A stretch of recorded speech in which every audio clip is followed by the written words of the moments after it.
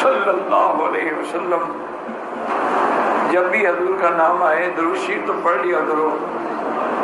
آپ لوگ تو پتہ نہیں کس مٹی کے بنے ہوئے ہیں، میں نے تو نہیں سنا کسی سے درود پڑھتا ہوا.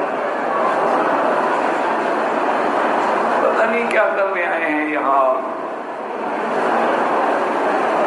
لا حول ولا قوت الا باللہ.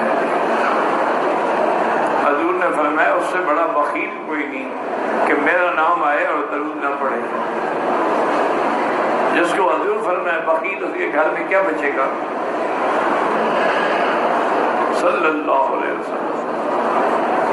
سیدہ عائشہ فرماتی ہیں کہ اگر زنان مصر میرے محبوب کا جمال دیکھتی تو دلوں پہ چھریاں پھیر لیتی. اور بی بی عائشہ فرماتی ہیں کبھی ایسا ہوتا اندھیری رات ہوتی، میں کوئی چیز سوئی ڈھونڈ رہی ہوتی، حضور